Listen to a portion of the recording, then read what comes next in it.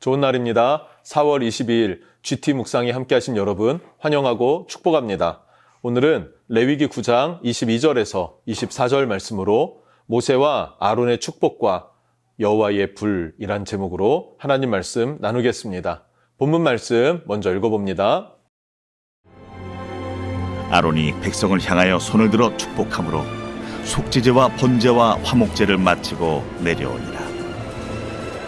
모세와 아론이 회막에 들어갔다가 나와서 백성에게 축복하매 여호와의 영광이 온 백성에게 나타나며 불이 여호와 앞에서 나와 제단 위에 번제물과 기름을 사르치려 온 백성이 이를 보고 소리 지르며 엎드렸더라.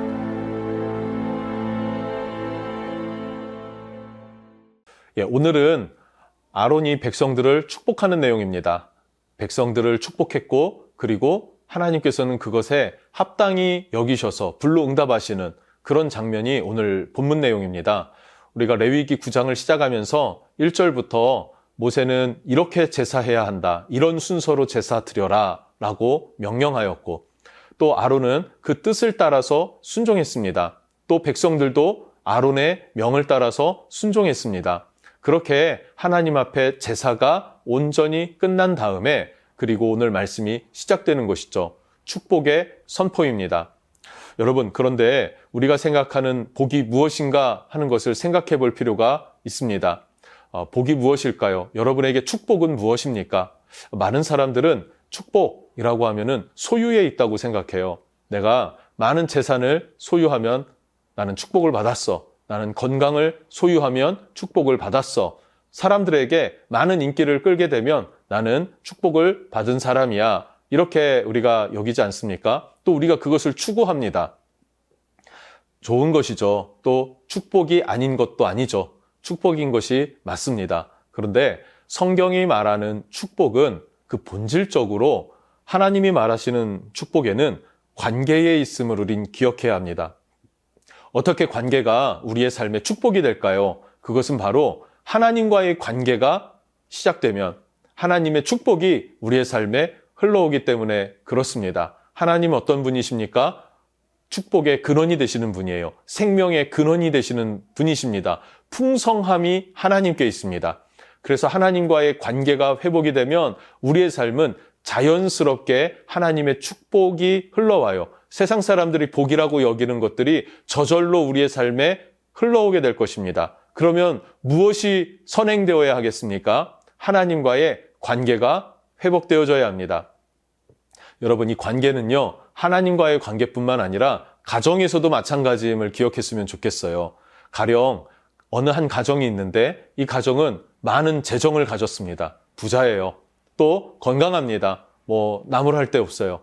그런데 정작 그 가정 안을 내려다보면 아내와 남편이 다투어서 갈라져 있습니다.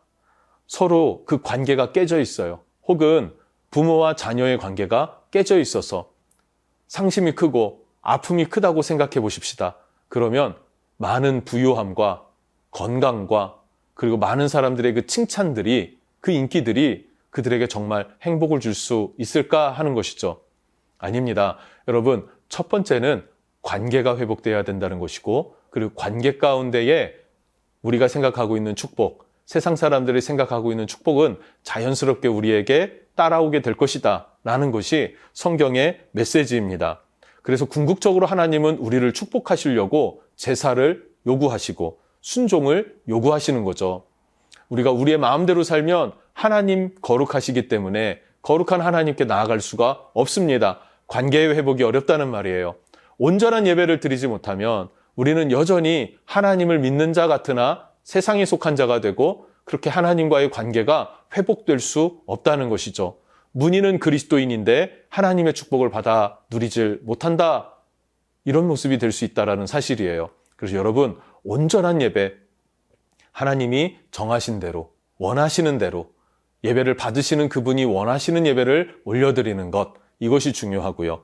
그리고 온전한 순종, 하나님이 명하신 것을 따라서 그 순서대로 가감없이 그냥 가르쳐 주신 그대로 한 걸음 한 걸음 나아갈 수 있는 그런 순수한 순종의 믿음, 그것이 여러분에게 있기를 주님의 이름으로 축복합니다. 자, 그리고 22절과 23절을 읽어보면 두 번의 축복이 선포되어집니다. 22절입니다.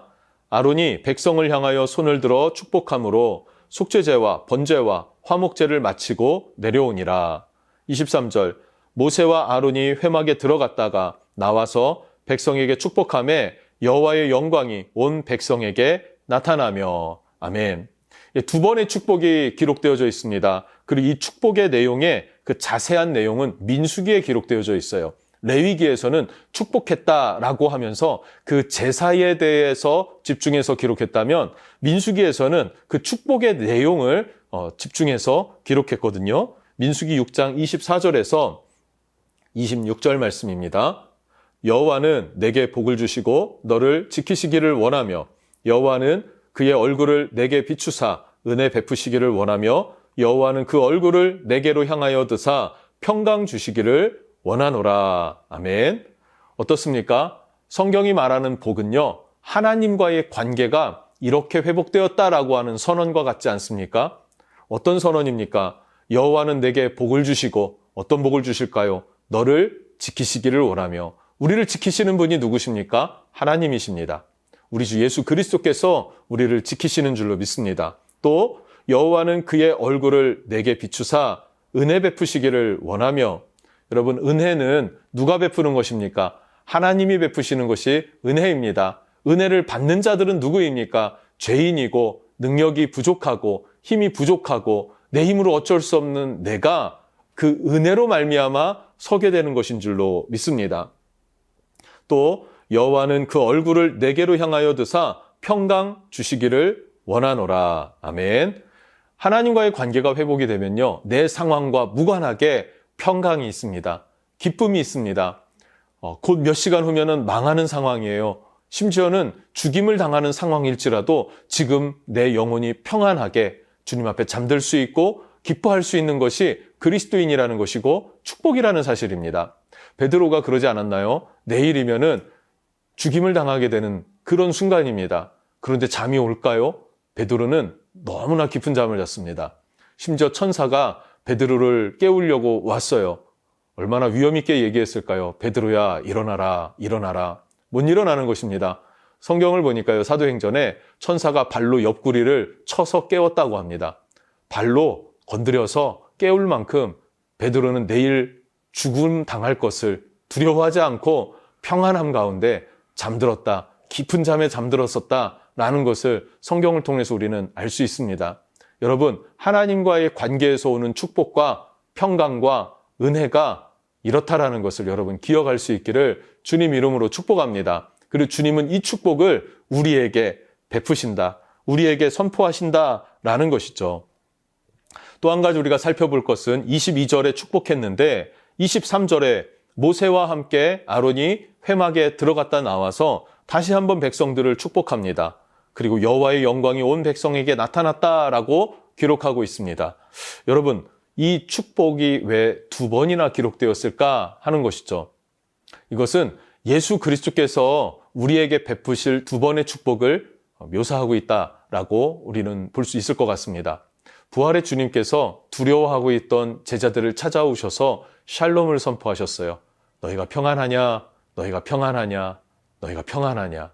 그렇게 평안을 선포하셨죠. 그리고 제자들과 함께 40일을 함께 머무셨고 하나님 나라의 일들을 가르치신 후에 승천하십니다. 근데 그 승천하실 때에도 어떡합니까? 두 손을 펴서 그들을 축복하시며 하늘에 오르셨다라고 성경이 기록하고 있어요. 축복하셨습니다. 이것이 첫 번째 축복. 우리 주님이 십자가로 우리를 축복하셨습니다. 죄 씻음의 축복을 주셨습니다. 영생의 축복을 주셨습니다. 두 번째 축복은 무엇일까요? 그것은 바로 그 예수님께서 다시 오신다라는 것이죠. 재림하신다라는 거예요. 그래서 모든 나라와 민족, 족속들을 통치하시게 되는 그날에 모든 만물이, 모든 민족들이 오직 우리 주 예수 그리스도를 높여 경배하게 될 것입니다. 온전한 연합과 온전한 하나됨을 하나님께서 이루실 것입니다. 그것이 우리에게 주실 두 번째 축복인 줄로 믿습니다. 우리 마지막 24절 말씀을 보겠습니다. 불이 여호와 앞에서 나와 제단 위에 번제물과 기름을 사른지라 온 백성이 이를 보고 소리 지르며 엎드렸더라. 네, 여호와의 영광이 어떻게 백성들에게 나타났는가?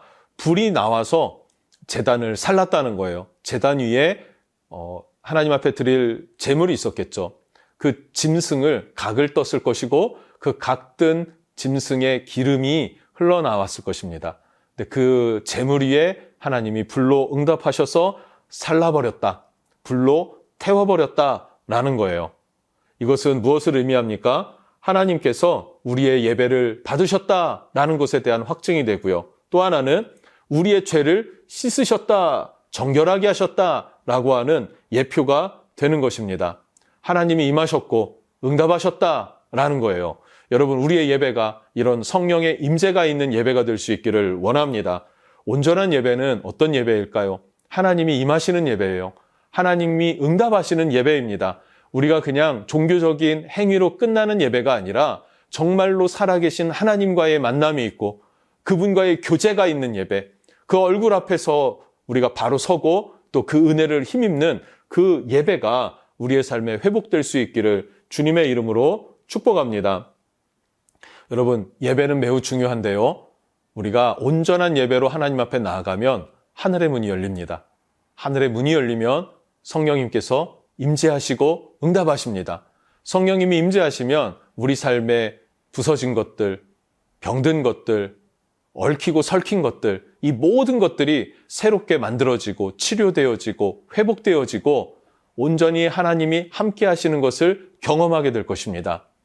여러분, 이 예배의 회복이 우리에게 있기를 간절히 원합니다. 이 예배를 통해서 하나님과의 관계가 회복되기를 원합니다.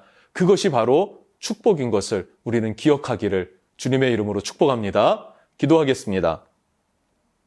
하나님 감사합니다. 주님께서 온전한 예배로 나아갈 때, 우리가 순종으로 나아가고 하나님이 정한 법대로 예배하며 나아갈 때 하나님께서는 우리를 축복하셔서 하나님과의 관계를 회복시켜 줄 뿐만 아니라 형제와의 관계를 회복시켜 주시고 또 불로 응답하셔서 하나님의 현현하심, 나타나심 가운데 그 위험 앞에 우리로 하여금 엎드려 경배하게 하시는 하나님 되심을 믿습니다. 그렇게 우리의 예배 가운데 주의 성령께서 임하시면 우리의 삶을 고치시고 회복시키시니 그 은혜를 사모하는 믿음의 예배가 우리의 삶에 언제나 있게 해 주시옵소서. 예수님 이름으로 기도합니다. 아멘.